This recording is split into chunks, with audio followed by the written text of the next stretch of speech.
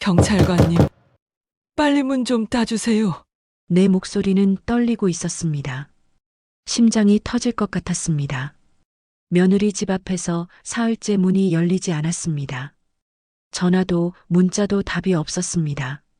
뭔가 잘못됐다는 느낌이 온몸을 휘감았습니다. 어머님, 진정하세요. 지금 문 열겠습니다. 경찰관이 공구로 문을 따는 소리가 귓가에 울렸습니다. 철컥 하는 소리와 함께 문이 열렸습니다. 그 순간 내 인생이 완전히 무너졌습니다. 거실 소파에 누워있는 며느리, 그리고 그 옆에 낯선 남자가 있었습니다. 둘 다 술에 취한 듯 옷이 흐트러진 채로 이게 무슨... 내 입에서 비명이 터져 나왔습니다. 며느리가 부스스 일어나며 놀란 표정을 지었습니다. 그 얼굴에 미안함은 없었습니다. 오히려 짜증스러운 표정이었습니다.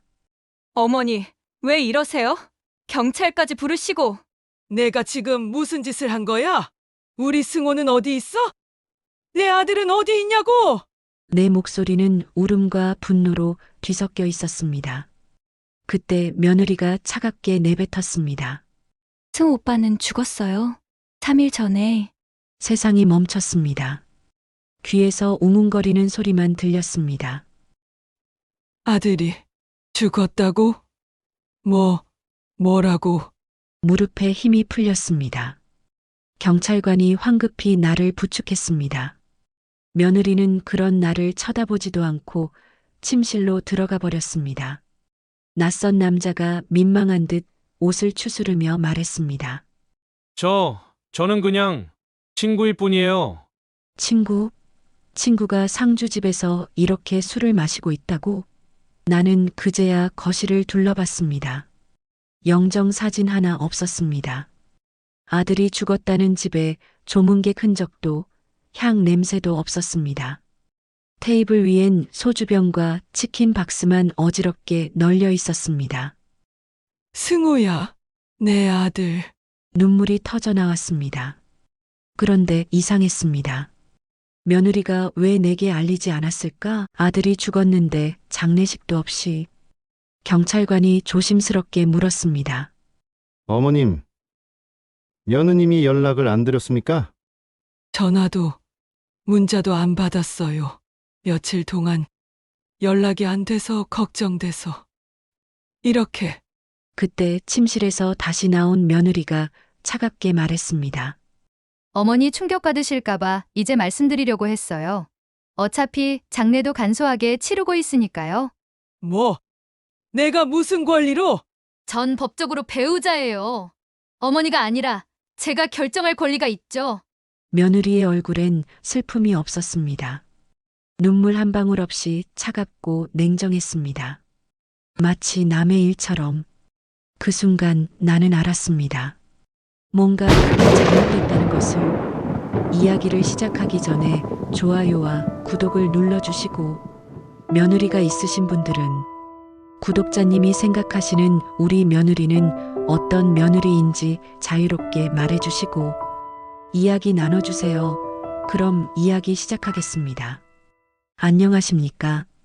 저는 올해 68 박순자입니다. 서울에서 평생 작은 분식집을 운영하며 홀로 아들을 키웠습니다. 남편은 아들이 3살 때 교통사고로 세상을 떠났고 저는 새벽부터 밤까지 일하며 아들 하나만 바라보고 살았습니다. 승호는 착한 아이였습니다. 공부도 잘해서 좋은 대학 나오고 대기업에 입사했습니다. 32에 결혼했을 때 전 세상을 다 가진 것 같았습니다. 며느리 서영은 겉으론 다정했습니다. 처음에 결혼하고 3년까지는 세상 다정한 며느리였죠. 하지만 결혼 후 3년 점점 변했습니다. 아들은 점점 수척해졌고 집에도 잘 안 왔습니다. 그리고 그 끔찍한 날이 왔습니다.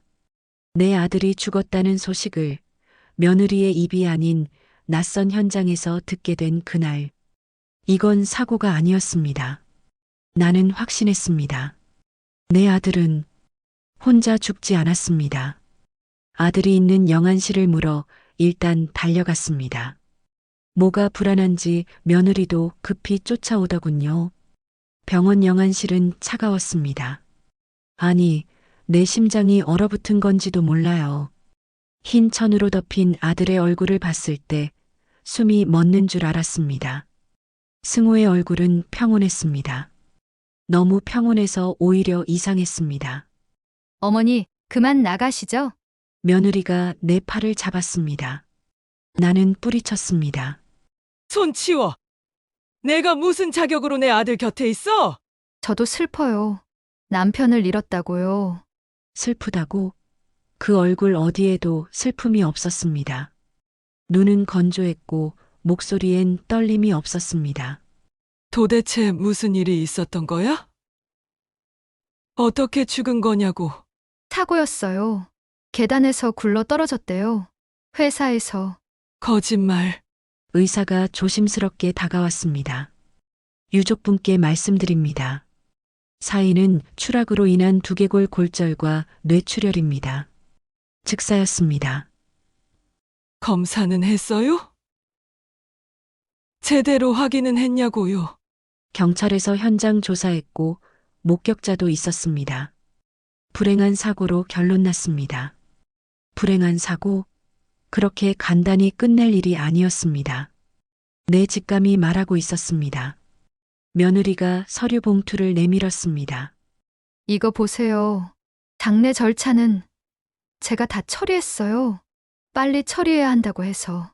내 허락도 없이 엄마인 나한테 물어보지도 않고? 법적으론 제가 결정할 수 있어요. 배우자니까요. 며느리의 눈빛이 차갑게 빛났습니다. 그 순간 섬뜩함이 온몸을 휘감았습니다. 장례식장을 나오는데 회사 동료라는 사람이 다가왔습니다. 어머님, 조의를 표합니다. 승우, 형은 정말 좋은 사람이었어요. 고맙습니다. 그런데 우리 승우가 요즘 어땠나요? 회사에서 힘든 일 있었나요? 동료는 잠시 망설이다 말했습니다. 사실 최근 들어 많이 힘들어 하시는 것 같았어요. 스트레스를 많이 받으시는 것 같더라고요. 무슨 스트레스요? 잘은 모르겠지만 가정 문제 때문이라고 들었어요. 그리고 사고 나기 며칠 전에 저한테 이상한 말을 했어요. 나 요즘 미행당하는 것 같아라고. 심장이 쿵 내려앉았습니다. 미행을? 누가요? 모르겠어요. 그냥 그렇게 말하고 웃으시더라고요. 저는 스트레스 때문에 예민해진 거라고 생각했는데 동료가 안타까운 표정으로 고개를 저었습니다. 진짜 사고였을까요? 승우 형이 그렇게 부주의한 사람이 아니었는데 그 말이 내 가슴에 못처럼 박혔습니다. 집으로 돌아오는 길 스마트폰에 알림이 떴습니다. 은행 문자였습니다. 보험금 1억 5천만 원이 입금되었습니다. 수령인 민서영. 손이 떨렸습니다. 보험금 1억 5천? 나는 승우가 그런 큰 보험을 들었다는 것도 몰랐습니다. 아니, 며느리가 수령인이라는 것도. 급하게 며느리에게 전화했습니다. 여보세요? 서영아. 너 혹시 보험금 수령했니? 어머니가 어떻게 아세요? 어떻게 아냐고?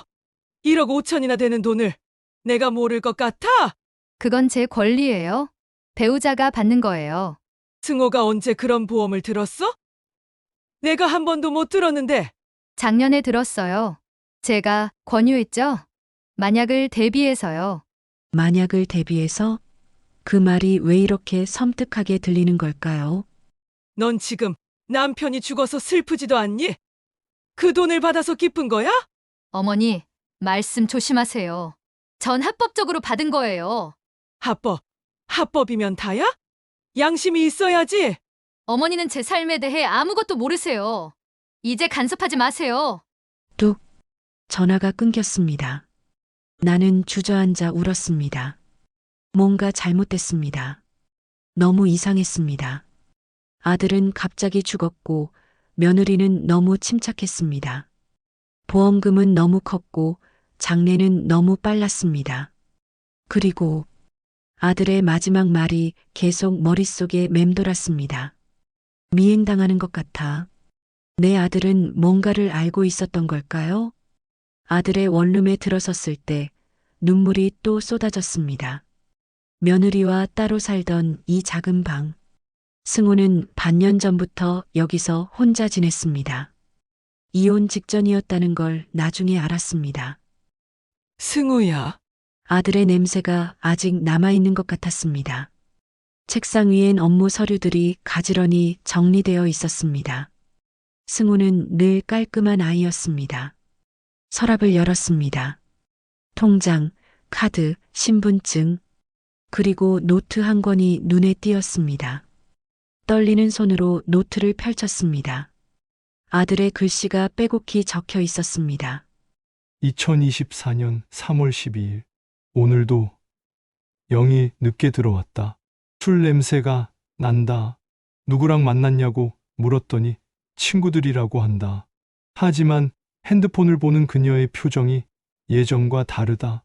3월 28일. 영의 핸드폰에서 모르는 남자와의 문자를 봤다. 오늘 밤 10시에 봐라는 내용. 내가 물었더니 회사 선배라고 한다. 믿어야 할까? 4월 15일. 서영이가 보험을 들자고 한다. 1억 5천짜리 종신보험. 수령이는 배우자로. 뭔가 찝찝하지만 거절할 이유도 없다. 가슴이 미어졌습니다. 아들은 알고 있었습니다. 며느리의 불륜을 더 넘겼습니다. 5월 3일. 오늘 차에 이상한 흔적이 있었다. 브레이크 페달이 이상하다. 지난주에 점검받았던 차인데 정비소에 갔더니 일부러 구멍을 낸 것 같다고 하는데 누가? 왜? 5월 이 집에 몰래카메라가 있는 것 같다. 내 행동을 누군가 감시하는 느낌. 영에게 물었더니 말도 안 된다며 화를 냈다. 6월 8일. 오늘 회사에서 누군가 나를 지켜보고 있었다. 뒤돌아봤을 때 후드 입은 남자가 급히 사라졌다. 기분 탓일까? 손이 너무 떨려서 노트를 놓칠 뻔했다. 마지막 장을 넘겼습니다. 6월 1일. 나는 절대 자살할 생각이 없습니다. 만약 내게 무슨 일이 생기면 이 노트를 경찰에 제출해 주세요. 엄마, 미안해요. 내가 너무 늦게 알았어. 사랑해. 승우야, 승우야. 울음이 터져 나왔습니다. 아들은 알고 있었습니다. 자기가 위험하다는 걸, 그리고 누가 자신을 해치려 한다는 걸. 그런데 왜 나한테 말하지 않았을까요? 왜 혼자 견뎠을까요? 노트를 꼭 쥐고 일어섰습니다. 책상 서랍을 더 뒤졌습니다. 그때 USB 하나가 눈에 띄었습니다. 급하게 노트북을 켰습니다. USB를 꽂았습니다. 파일이 하나 있었습니다. 증거, 집 압축을 풀었습니다. 사진 파일들이 쏟아졌습니다. 며느리와 낯선 남자가 호텔에 들어가는 사진, 카페에서 다정하게 얘기하는 사진, 차 안에서 키스하는 사진. 인연이 분노가 치밀었습니다. 그런데 더 충격적인 건 그 다음이었습니다. 보험증서 사본. 며느리가 승우 몰래 추가로 가입한 보험이 더 있었습니다. 합쳐서 3억. 그리고 문자 대화 캡처 화면. 며느리와 낯선 남자의 대화였습니다. 얼마나 더 기다려야 해? 조금만 더. 보험금 나오면 둘이 떠나자. 빨리 처리해. 답답해 죽겠어. 알았어. 곧 끝날 거야. 날짜는 5월 30일. 아들이 죽기 3주 전이었습니다. 다리에 힘이 풀렸습니다. 바닥에 주저앉았습니다. 이건 살인이었습니다. 정신을 차리고 스마트폰을 꺼냈습니다. 경찰에 신고해야 했습니다.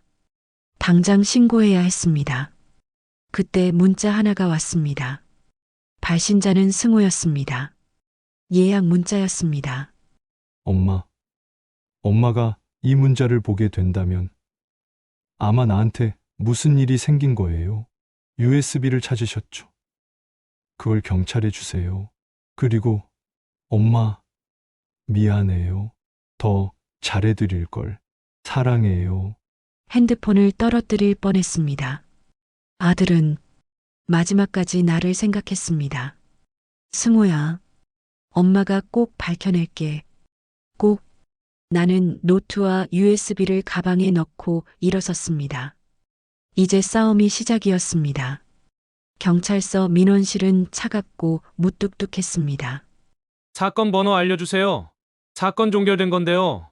제 아들 사건인데 재수사 요청하러 왔어요. 경찰관이 피곤한 표정으로 고개를 들었습니다. 사건 종결됐으면 재수사가 쉽지 않습니다. 새로운 증거가 있으십니까? 있어요. 여기 노트하고 USB. 서류 봉투를 내밀었습니다. 경찰관이 대충 훑어봤습니다. 이건 일기장이네요. 그리고 사진들. 제 아들이 직접 쓴 거예요. 며느리가 불륜 관계였고 보험금 노리고 제 아들을 죽인 거라고요. 어머님, 진정하세요. 일단 이게 법적 증거가 될지는 검토해봐야 합니다. 검토는 무슨, 당장 재수사해야죠. 어머님, 현장 조사도 끝났고 목격자 진술도 명확합니다. 계단에서 미끄러진 사고였어요. 그게 거짓말이라고요. 여기 증거가 다 있다고요. 경찰관이 한숨을 쉬었습니다. 어머님 심정은 이해합니다. 하지만 감정만으로는 재수사를 할 수 없습니다. 일단 증거물을 제출하시면 검토 후 연락드리겠습니다. 검토는 얼마나 걸려요? 한 달 정도. 한 달. 그 사이에 증거인멸하면 어떡해요? 목소리가 커졌습니다. 주변 사람들이 쳐다봤습니다. 경찰관이 난처한 표정을 지었습니다. 어머님, 큰 소리 내시면 곤란합니다. 일단 증거물 제출하시고 기다려주세요. 기다리라고? 며느리는 지금 보험금 받아서 유유자적하게 살고 있는데, 경찰서를 나와 터벅터벅 걷고 있는데 누군가 다가왔습니다. 혹시 박순자 어머님이십니까? 돌아보니 정장 입은 젊은 여자였습니다. 네, 그런데요. 저는 KBS 탐사보도팀 김지연 기자입니다. 어머님 사연 들었습니다. 제 사연을요? 네. 경찰서 민원실에서 우연히 들었는데 혹시 저희와 인터뷰 가능하실까요? 기자, 갑자기 무슨 인터뷰요? 보험금 살인 의혹에 대한 취재입니다. 최근 들어 배우자 사망 후 고액 보험금을 받는 사건이 증가하고 있습니다. 어머님 사건이 그 전형적인 케이스 같아서요. 심장이 뛰었습니다. 경찰이 안 믿어주면 언론을 통해 세상에 알리면 되지 않을까요? 제 아들, 사건을 다뤄주실 수 있나요? 증거가 확실하다면 당연히 다뤄드릴 수 있습니다. 혹시 지금 시간 되십니까? 나는 고개를 끄덕였습니다. 네, 있습니다. 당장이라도. 그럼 저희 사무실로 가시죠. 자세히 말씀 들어보겠습니다. 기자와 함께 차에 올라탔습니다. 창밖으로 경찰서가 멀어졌습니다. 드디어 희망이 보이기 시작했습니다. 방송국 회의실, 카메라와 조명이 설치되어 있었습니다. 어머님, 편하게 앉으세요. 먼저 사건 경위부터 말씀해 주시겠어요? 나는 처음부터 차근차근 설명했습니다.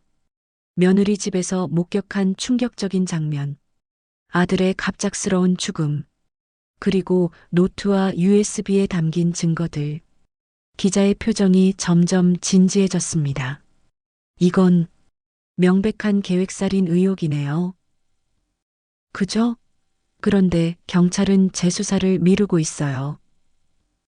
USB 파일 좀 보여주시겠습니까? 노트북을 켜서 파일을 보여줬습니다. 며느리와 내연남의 사진들, 문자 대화, 보험 증서. 기자가 동료에게 눈짓했습니다. 이건 충분히 방송할 만한 증거입니다. PD님, 어떻게 생각하세요? 옆에 있던 PD가 고개를 끄덕였습니다. 특집으로 다뤄볼 만하네요. 하지만 좀 더 확실한 증거가 필요합니다. 더 확실한 증거요? 네. CCTV 영상이나 통화 녹취 같은 거요. 그리고 내연남의 신원도 확인해야 합니다. 기자가 내 손을 잡았습니다. 어머님, 저희가 취재해 보겠습니다. 며느리와 내연남의 동선을 추적하고 사건 당일 CCTV도 확보하겠습니다. 정말요? 정말 도와주실 수 있나요? 물론입니다. 이건 단순한 사건이 아닙니다. 사회적으로 꼭 알려야 할 사건입니다. 눈물이 또 나왔습니다. 이번엔 희망의 눈물이었습니다. 감사합니다. 정말 감사합니다. 어머님, 울지 마세요. 이제 시작입니다. 진실은 반드시 밝혀집니다. 기자의 말에 고개를 끄덕였습니다. 내 아들의 억울함을 반드시 풀어주겠습니다. 2주 후 기자에게서 연락이 왔습니다. 어머님, 결정적 증거를 찾았습니다. 당장 방송국으로 오실 수 있으세요? 가슴이 두근거렸습니다. 택시를 타고 방송국으로 달려갔습니다. 회의실에 들어서니 모니터에 CCTV 영상이 재생되고 있었습니다. 이게 뭐예요? 어머님, 아드님 회사 건물 CCTV입니다. 사건 당일 영상입니다. 화면에 승우가 보였습니다. 계단을 올라가고 있었습니다. 그런데 뒤에서 누군가 따라오고 있었습니다. 후드를 쓴 남자, 저 사람이 누구예요? 며느리의 내연남입니다. 이름은 최민호. 전과 산범의 폭력 전과도 있습니다. 피가 거꾸로 제시도 볼게 솟았습니다. 저 사람이 우리 승호를.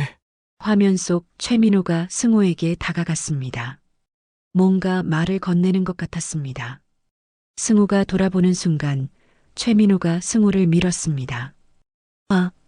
비명이 터져 나왔습니다. 화면 속 승호가 계단 아래로 굴러떨어졌습니다. 최민호는 주변을 두리번거리더니 급히 사라졌습니다. 이건 명백한 살인이잖아요. 맞습니다. 그런데 더 충격적인 게 있습니다. 기자가 다른 파일을 열었습니다. 통화 녹취록이었습니다. 이건 사건 당일 아침 며느리와 최민호의 통화 내용입니다. 재생 버튼을 눌렀습니다. 오빠, 오늘이야.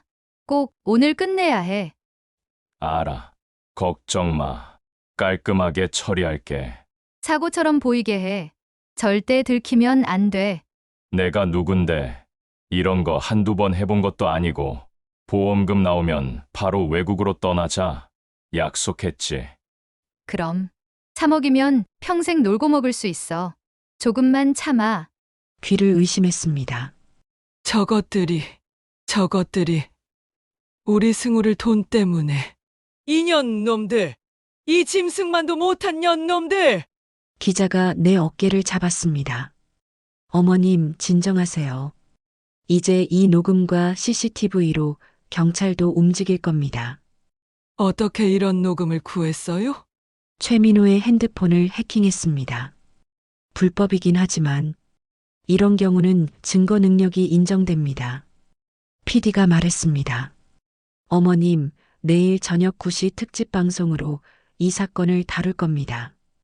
보험금 살인, 그 잔혹한 진실이라는 제목으로요. 정말 방송되나요? 네. 전국에 생방송됩니다. 며느리와 최민호의 얼굴도 공개하고 모든 증거를 공개할 겁니다. 무릎에 힘이 풀렸습니다. 기자가 부축했습니다. 어머님, 괜찮으세요? 네. 그냥 너무 기뻐서. 드디어입니다. 드디어 진실이 세상에 알려지는 겁니다. 다음 날 저녁 8시 50분. 방송 10분 전. 대기실에 앉아 TV를 바라봤습니다. 심장이 터질 것 같았습니다. 기자가 들어왔습니다. 어머님, 준비되셨죠? 네, 떨리네요. 저희가 먼저 사건 개요를 설명하고 그 다음 어머님 인터뷰가 나갑니다. 그리고 결정적 증거들을 공개할 겁니다. 며느리는 알고 있을까요? 아직 모를 겁니다. 이번 방송 완전 기습입니다. 9시가 됐습니다. 방송이 시작됐습니다. 시청자 여러분 안녕하십니까? 오늘은 충격적인 사건을 다뤄보려 합니다. 보험금을 노린 계획적 살인, 그 잔혹한 진실을 파헤쳐 보겠습니다. 화면에 승호의 사진이 나왔습니다. 환하게 웃고 있는 아들의 모습, 고 김승호 씨 35세. 대기업 과장으로 성실하게 살아온 가장이었습니다. 하지만 지난 6월 계단에서 추락해 숨진 채 발견됩니다. 내 인터뷰가 나오기 시작했습니다. 경찰은 단순 사고사로 결론 내렸습니다. 하지만 어머니 박순자 씨는 의문을 품었습니다. 화면에 내가 나왔습니다. 제 아들은 조심성 많은 아이였어요. 계단에서 그냥 넘어질 리가 없어요. 뭔가 이상하다고 느꼈습니다. 기자가 계속 설명했습니다. 박 씨가 아들의 유품을 정리하던 중 충격적인 증거를 발견합니다. 화면에 승호의 노트 내용이 나왔습니다. 며느리의 불륜 정황, 미행당한다는 기록들. 하지만 더 충격적인 건 이것입니다. CCTV 영상이 재생됐습니다. 최민호가 승호를 미는 장면. 전국의 시청자들이 숨을 죽이고 봤을 겁니다. 그리고 이것이 결정적 증거입니다. 통화 녹취가 흘러나왔습니다. 며느리와 최민호의 대화. 오빠, 오늘이야. 꼭 오늘 끝내야 해. 알아. 걱정 마. 깔끔하게 처리할게. 스튜디오가 정적에 휩싸였습니다. 기자가 카메라를 똑바로 쳐다보며 말했습니다. 김승호 씨의 아내 민서영 씨와 내연남 최민호는 3억 원의 보험금을 노리고 계획적으로 살인을 저질렀습니다. 현재 두 사람은 보험금을 받아 해외 도피를 준비 중인 것으로 파악됩니다. 화면에 며느리와 최민호의 얼굴이 크게 나왔습니다. 본 방송을 보고 계신 민서영 씨, 최민호 씨. 당신들의 범죄는 이미 세상에 알려졌습니다. 당장 자수하시기 바랍니다. 방송이 끝났습니다. 대기실에 앉아 있는데 핸드폰이 미친 듯이 울렸습니다. 지인들, 친척들, 모르는 사람들까지 문자를 보내왔습니다. 방송 봤습니다. 힘내세요. 정의는 반드시 승리합니다. 어머님을 응원합니다. 눈물이 멈추지 않았습니다. 기자가 다가왔습니다. 어머님, 포털 사이트 실시간 검색어 1위입니다. 지금 전국이 들끓고 있어요. 정말요? 네. 경찰에도 신고가 빗발치고 있습니다. 이제 경찰도 움직일 수밖에 없을 겁니다. 그 순간 핸드폰에 낯선 번호로 전화가 왔습니다. 여보세요? 어머니, 왜 이러세요? 며느리였습니다. 목소리가 떨리고 있었습니다. 왜 이러냐고? 내가 우리 승호한테 무슨 짓을 한 건데? 저는 아무것도 안 했어요. 거짓말. CCTV에 다 나왔어. 통화 녹음도 다 공개됐어. 어머니, 제발 방송 좀 취소해 주세요. 제발요. 취소. 이제 시작이야. 넌 감옥에 가야 해. 우리 승호 목숨값을 톡톡히 치러야 한다고. 어머니, 전화를 끊어버렸습니다. 기자가 말했습니다. 어머님, 경찰에서 연락 왔습니다. 긴급 체포영장 발부됐대요. 정말요? 네. 지금 며느리 집으로 가고 있답니다. 드디어 정의가 실현되는 겁니다. 며느리와 최민호는 방송 다음 날 긴급 체포됐습니다. 공항에서 출국하려던 순간이었습니다. 짐 속엔 3억 원을 환전한 달러가 가득했습니다. 체포 현장 영상이 뉴스에 나왔습니다. 며느리는 고개를 숙이고 울고 있었고 최민호는 반항하다가 제압당했습니다. 악마 같은 것들. TV를 보며 이를 갈았습니다. 2개월 후 첫 공판이 열렸습니다. 법정에 들어서는 순간 다리가 후들거렸습니다. 하지만 꼭 참석해야 했습니다. 저것들의 얼굴을 똑똑히 봐야 했습니다. 피고인석에 며느리와 최민호가 앉았습니다. 두 사람 모두 수척해 보였습니다. 며느리가 나를 봤습니다. 눈이 마주쳤습니다. 며느리가 고개를 떨구었습니다. 판사가 입장했습니다. 지금부터 피고인 민서영, 최민호에 대한 살인 및 보험 사기 사건 첫 공판을 시작하겠습니다. 검사가 일어섰습니다. 존경하는 재판장님, 이 사건은 대한민국 범죄사의 길이 남을 잔혹한 보험금 살인 사건입니다. 검사는 차근차근 증거를 제시했습니다. CCTV 영상, 통화 녹취, 문자 메시지, 보험 가입 내역. 피고인들은 1년 전부터 치밀하게 범행을 계획했습니다.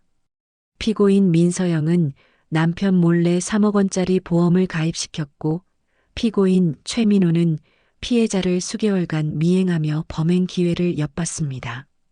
방청객들이 웅성거렸습니다.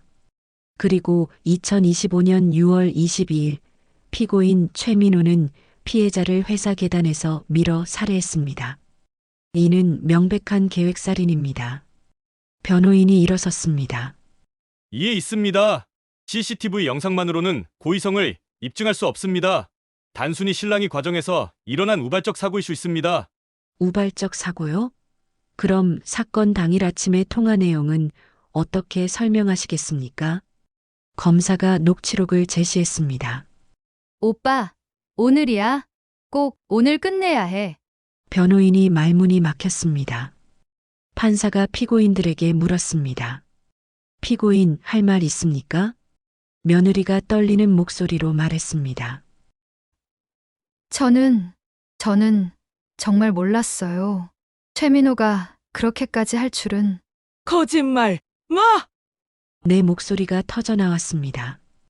법정 경위가 제지했습니다. 방청객은 조용히 하십시오. 며느리가 계속 말했습니다. 저는 그냥 이혼하고 싶었어요. 승호 오빠가 이혼을 안 해줘서 답답했어요. 그래서 죽인 거야? 이혼이 싫으면 사람을 죽여? 어머니, 미안해요. 정말 미안해요. 며느리가 울기 시작했습니다. 하지만 나는 그 눈물을 믿을 수 없었습니다. 판사가 최민호에게 물었습니다. 피고인 최민호, 당신은 어떻습니까? 최민호는 비웃듯 말했습니다. 저는 서영이 시킨 대로 했을 뿐입니다. 돈 준다고 해서 한 거예요. 이 인간이! 검사도 분노했습니다. 피고인은 지금 반성은커녕 책임을 떠넘기고 있습니다. 이런 인간에게 자비를 베풀 수 없습니다. 공판은 5시간 동안 계속됐습니다. 증인으로 승호의 회사 동료들이 나왔습니다. 승호가 얼마나 성실하고 착한 사람이었는지 증언했습니다. 보험 설계사도 증인으로 나왔습니다. 피고인 민서영이 보험 가입할 때 뭔가 이상했습니다. 남편 몰래 가입하는 거라며 비밀로 해달라고 했거든요. 그때 의심하지 않으셨습니까? 의심했지만 고객 프라이버시라고 생각했습니다. 지금 생각하면 신고했어야 했는데 설계사도 울먹였습니다. 공판이 끝나고 복도로 나왔습니다. 기자들이 몰려들었습니다. 어머님, 오늘 공판 어떠셨습니까? 저것들은 인간이 아닙니다. 짐승입니다. 며느리의 사과를 받아들이실 건가요? 사과? 저건 사과가 아닙니다. 저것들은 끝까지 거짓말하고 있어요. 최종 구형에 대해 어떻게 생각하십니까? 사형이어야 합니다. 목숨으로 갚아야 해요. 눈물이 또 났습니다. 기자가 마이크를 걷었습니다. 어머님, 힘내세요. 국민들이 어머님 편입니다. 법정을 나서는데 누군가 다가왔습니다. 어머님, 돌아보니 승호의 대학 친구였습니다. 승우 형 정말 좋은 사람이었는데 이렇게 될 줄은. 우리 승우 기억해줘서 고마워요. 제가 작은 추모 사이트를 만들었어요. 승우 형을 기억하는 사람들이 글을 남기고 있어요. 정말요? 네. 지금 5만 명이 넘게 추모글을 남겼어요. 모두 승우 형의 억울함을 풀어주자고 응원하고 있습니다. 가슴이 뭉클했습니다. 고마워요. 정말 고마워요. 승우는 혼자가 아니었습니다. 이렇게 많은 사람들이 기억해주고 있었습니다. 3개월간의 재판 끝에 최종 선고일이 왔습니다. 법정은 방청객으로 가득 찼습니다. 자리가 없어서 복도까지 사람들이 서 있었습니다. 모두가 이 판결을 지켜보고 있었습니다. 판사가 입장했습니다. 피고인 민서영, 최민호, 일어서십시오. 두 사람이 떨리는 몸으로 일어섰습니다. 판사가 판결문을 읽기 시작했습니다. 피고인 민서영은 남편과의 결혼 생활에 불만을 품고 내연남 최민호와 공모하여 남편을 살해하고 보험금을 편취하려 했습니다. 피고인 최민호는 금전적 대가를 받고 피해자를 계단에서 밀어 살해했습니다. 두 피고인의 범행은 치밀하고 계획적이며 인간으로서 해서는 안 될 극악무도한 범죄입니다. 방청객들이 숨죽이고 들었습니다. 본 재판부는 피고인들에게 다음과 같이 선고합니다. 심장이 터질 듯 뛰었습니다. 피고인 민서영, 살인죄 및 보험사기죄로 징역 30년을 선고합니다. 피고인 최민호, 살인죄로 무기징역을 선고합니다. 쿵. 방청객들 사이에서 환호가 터졌습니다. 잘했어. 당연하지. 정의는 살아있다. 며느리가 주저앉아 울기 시작했습니다. 최민호는 멍한 표정으로 서 있었습니다. 판사가 계속 말했습니다. 피고인들은 한 가정을 파괴하고 한 사람의 소중한 생명을 빼앗았습니다. 그 죄는 결코 용서받을 수 없습니다. 특히 피고인 민서영은 배우자로서 가져야 할 최소한의 도리도 저버렸습니다. 이는 사회적으로 큰 충격을 준 사건입니다. 본 재판부는 피해자 유족의 고통을 깊이 헤아리며 엄정한 판결을 내렸습니다. 이상으로 선고를 마치겠습니다. 퉁, 퉁퉁. 망치 소리와 함께 판결이 확정됐습니다. 나는 그 자리에서 무릎을 꿇고 울었습니다. 승우야, 승우야, 엄마가 해냈어. 해냈단다. 기자가 다가와 어깨를 두드렸습니다. 어머님 축하드립니다. 정의가 승리했습니다. 고마워요. 정말 고마워요. 법정을 나서는데 수많은 사람들이 박수를 쳐줬습니다. 어머님 수고하셨습니다. 정말 대단하십니다. 어머님 덕분에 세상이 조금 더 밝아졌습니다. 그날 저녁 모든 뉴스가 이 판결을 다뤘습니다. 보험금 살인 부부, 중형 선고, 며느리 징역 30년, 내연남 무기징역. 정의는 살아있다. 전 국민이 환호. 포털 사이트 댓글란은 응원의 글로 가득했습니다. 박순자 어머님 정말 존경합니다. 끝까지 포기하지 않으신 모습에 감동했습니다. 우리도 부모님께 더 잘해야겠습니다. 판결이 난 다음 주 나는 큰 결심을 했습니다. 기자에게 전화했습니다. 기자님, 제가 장학재단을 만들려고 해요. 장학재단요? 네. 우리 승우 이름으로요. 김승우 기억 장학재단. 어려운 환경의 학생들을 돕고 싶어요. 좋은 생각이십니다. 하지만 재정은 어떻게 하실 건가요? 제 분식집이 있잖아요. 그리고 보험금. 며느리가 받았던 그 돈, 법원에서 회수해서 저한테 돌려줬어요.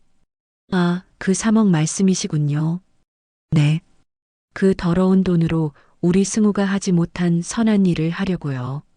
어머님, 정말 대단하십니다. 승호가 그런 아이였어요. 늘 어려운 사람 도와주려고 했거든요. 며칠 후 장학재단 설립 기자회견을 열었습니다. 수많은 기자들과 시민들이 모였습니다. 저는 아들을 잃었습니다. 하지만 아들의 뜻은 이어가려고 합니다. 김승호 기억장학재단은 매년 10명의 학생에게 장학금을 지급할 겁니다. 특히 한부모 가정의 학생들을 우선 지원하려고 합니다. 제가 그랬듯이 홀로 아이를 키우는 부모들이 조금이나마 힘을 얻었으면 좋겠습니다. 박수가 터져 나왔습니다. 기자가 질문했습니다. 어머님, 며느리를 용서하실 건가요? 잠시 침묵이 흘렀습니다. 용서는 아직 못 하겠어요. 하지만 미워하며 사는 것도 지쳤습니다. 이제는 우리 승우를 기억하며 좋은 일 하며 살고 싶어요. 그게 승우가 원했던 삶일 겁니다. 눈물을 닦으며 말을 이었습니다. 악은 언젠가 드러나고 정의는 반드시 승리합니다. 포기하지 않으면 진실은 밝혀집니다. 이 말을 같은 고통을 겪고 있는 분들에게 전하고 싶습니다. 그날 기자회견 영상은 조회수 500만을 넘었습니다. 장학재단 첫 장학증서 수여식 날 10명의 학생들이 모였습니다. 모두 어려운 환경이지만 꿋꿋하게 공부하는 아이들이었습니다. 한 여학생이 다가와 말했습니다. 할머니, 감사합니다. 저 이 돈으로 꼭 열심히 공부해서 간호사 될 거예요. 그래. 꼭 훌륭한 간호사 되렴. 승우 오빠도 분명 기뻐하실 거예요. 가슴이 뭉클했습니다.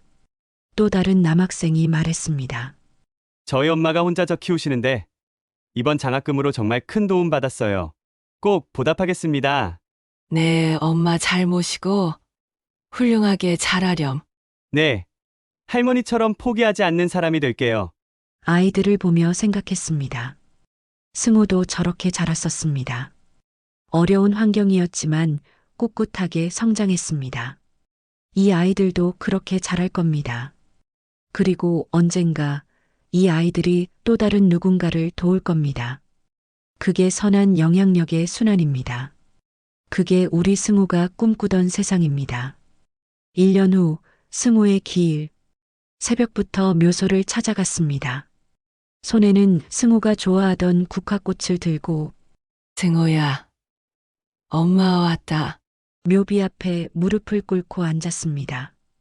김승호의 묘 1989-2025 영원히 우리 곁에 1년이 지났구나.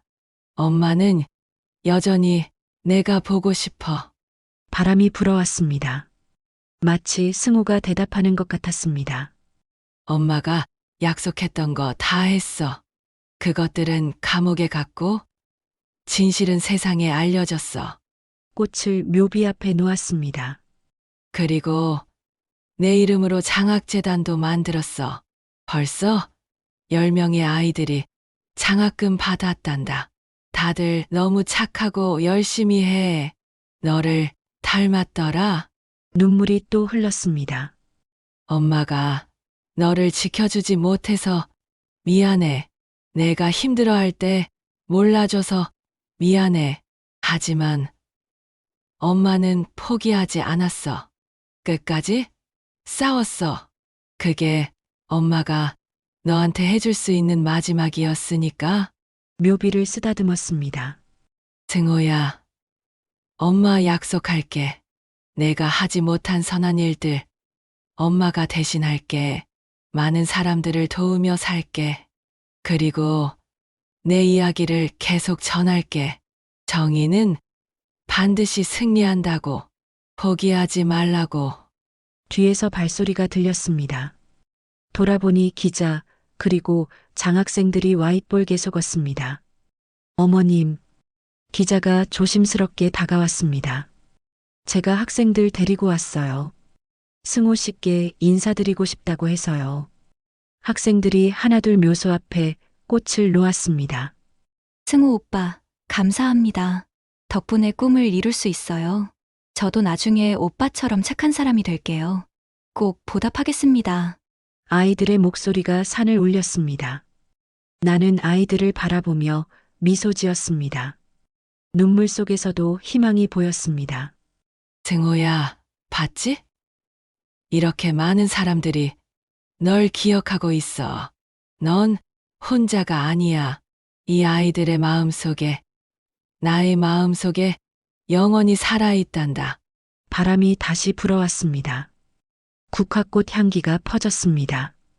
묘소를 내려오는 길, 기자가 물었습니다. 어머님, 이제 좀 마음이 편하세요? 한참을 생각하다 대답했습니다. 편하진 않아요. 아들을 잃은 슬픔은 평생 가는 거니까요. 하지만 후회는 없어요. 제가 할 수 있는 건 다 했으니까요. 그리고 이제 알았어요. 복수로는 빈 마음을 채울 수 없다는 걸. 하지만 선한 일로는 채울 수 있다는 걸요. 기자가 고개를 끄덕였습니다.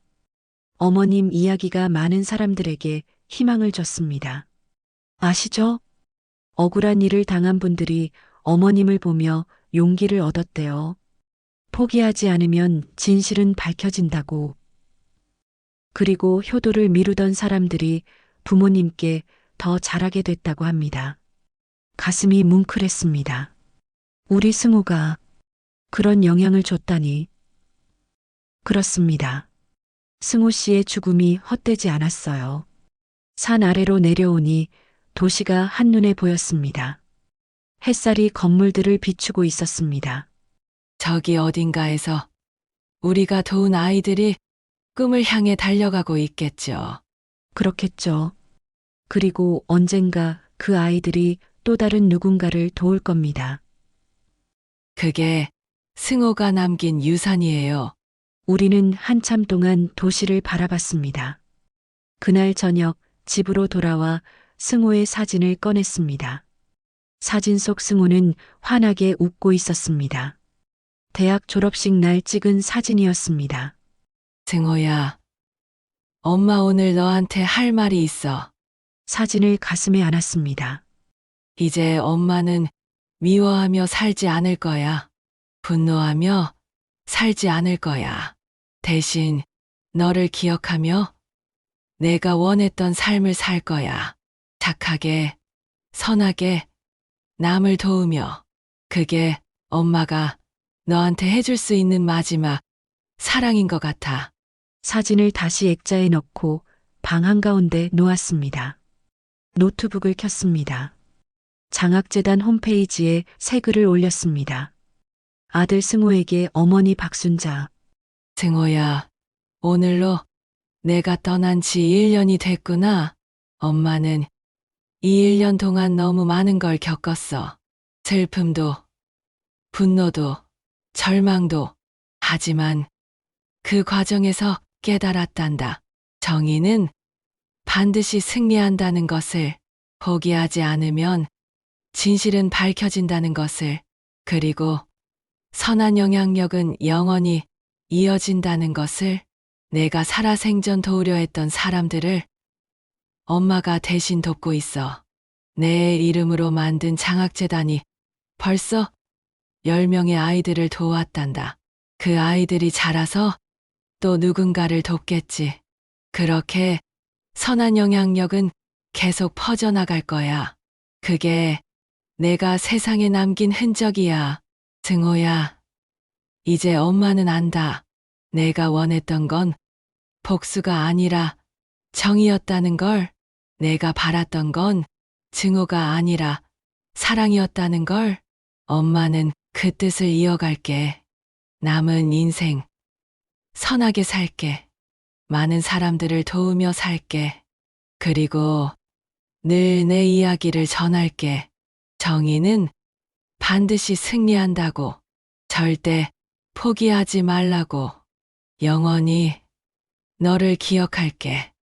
여기서 네가 못다한 것들 다 엄마가 이루고, 그리고 너 따라갈게. 그때 엄마 마중 나와주라. 사랑한다. 우리 아들. 글을 올리고 나니 댓글이 달리기 시작했습니다. 어머님 감동받았습니다. 저도 힘내겠습니다. 승우님의 영혼이 평안하기를 빕니다. 정말 대단하신 어머니십니다. 존경합니다. 저도 장학재단에 후원하고 싶습니다. 댓글을 하나하나 읽으며 눈물이 났습니다. 승우는 죽었지만 그의 정신은 살아 있었습니다. 이렇게 많은 사람들의 마음속에 며칠 후 예상치 못한 전화가 왔습니다. 여보세요, 박순자 어머님이십니까? 네, 그런데요. 저는 교도소 상담사입니다. 수감자 민서영이 어머님과 면회하고 싶다고 하는데요. 며느리가 나를 만나고 싶다고? 무슨 말을 하고 싶다는 건가요? 사과를 하고 싶다고 합니다. 진심으로. 잠시 망설였습니다. 보고 싶지 않았습니다. 그 얼굴을 다시 보고 싶지 않았습니다. 하지만 알겠습니다. 가보겠습니다. 일주일 후 교도소를 찾아갔습니다. 면회실. 유리창 너머로 며느리가 앉았습니다. 1년 만에 본 며느리는 완전히 변해 있었습니다. 머리는 하얗게 새었고 얼굴은 수척했습니다. 전화기를 들었습니다. 어머니, 며느리의 목소리는 떨리고 있었습니다. 왜 만나자고 했어요? 어머니, 죄송합니다. 정말, 정말 죄송합니다. 며느리가 울기 시작했습니다. 매일 밤 악몽을 꿔요. 승우 오빠가 나타나서 왜 그랬냐고 물어요. 그럴 만하지. 당연하지. 저는 악마였어요. 인간이 아니었어요. 이제야 알았어요? 너무 늦었어. 알아요. 알아요. 하지만 그래도 말하고 싶었어요. 며느리가 유리창에 손을 댔습니다. 어머니, 저를 용서해달라는 게 아니에요. 그럴 자격도 없어요. 그냥 제가 얼마나 끔찍한 짓을 했는지 그걸 인정하고 싶었어요. 승우 오빠는 정말 좋은 사람이었어요. 저한테 너무 잘해줬어요. 근데 저는 말을 잇지 못하고 울었습니다. 나는 며느리를 한참 바라봤습니다. 분노가 치밀었습니다. 전연 때문에 내 아들이 죽었습니다. 하지만 동시에 허무함도 느껴졌습니다. 미워한다고 승우가 돌아오는 것도 아니었습니다. 서영 씨, 며느리가 고개를 들었습니다. 나는 당신을 용서할 수 없어요. 평생 용서 못할 거예요. 네, 하지만 당신이 진심으로 참회한다면 그 마음은 받아들이겠어요. 어머니, 남은 30년 제대로 참회하며 사세요. 그게 우리 승호한테 할 수 있는 유일한 일이에요. 며느리가 고개를 숙여 울었습니다. 감사합니다. 어머니, 감사합니다. 나는 전화기를 내려놓고 일어섰습니다. 뒤돌아보지 않고 면회실을 나왔습니다. 가슴이 답답했지만 동시에 조금은 가벼워진 기분이었습니다. 교도소를 나와 하늘을 올려다봤습니다. 구름 사이로 햇살이 비치고 있었습니다. 승우야, 엄마 잘한 거지? 바람이 불어왔습니다. 미워하며 살기엔 인생이 너무 짧더라. 이제 엄마는 앞만 보고 살게. 내가 원했던 세상을 만들기 위해 핸드폰에 문자가 왔습니다. 장학재단 사무국에서였습니다. 어머님, 새로운 후원자 30명이 추가됐습니다. 내년엔 20명의 학생을 도울 수 있을 것 같습니다. 미소가 지어졌습니다. 승호야, 봤지? 내 뜻이 이렇게 퍼져나가고 있어. 걸음을 옮겼습니다. 분식집으로 가야 했습니다. 오늘도 손님들이 기다리고 있을 테니까요. 그리고 내일은 장학재단 이사회가 있었습니다. 바쁘지만 행복했습니다. 슬프지만 희망이 있었습니다. 그날 밤 침대에 누워 천장을 바라봤습니다. 승호야, 조용히 속삭였습니다. 엄마가 너한테 마지막으로 해줄 말이 있어. 눈을 감았습니다. 정의는 반드시 승리한다. 악은 언젠가 드러난다. 포기하지 않으면 진실은 밝혀진다. 그리고 눈물이 볼을 타고 흘렀습니다. 선한 영향력은 영원히 이어진다. 내가 그걸 증명해줬어. 고맙다, 내 아들. 세상에 태어나줘서, 엄마 아들이 돼줘서, 착하게 살아줘서, 정말 고맙다. 잠이 들었습니다. 꿈속에서 승호가 보였습니다. 환하게 웃으며 손을 흔들고 있었습니다. 엄마, 수고했어요. 이제 행복하게 사세요. 그게 제가 바라는 거예요. 꿈속에서 나는 승호를 안았습니다. 사랑한다. 승호야. 사랑해요, 엄마. 이 이야기는 실제 사건을 모티브로 재구성한 픽션입니다. 하지만 우리 사회에는 여전히 억울함을 호소하는 유족들이 있습니다. 그들의 목소리에 귀 기울여 주세요.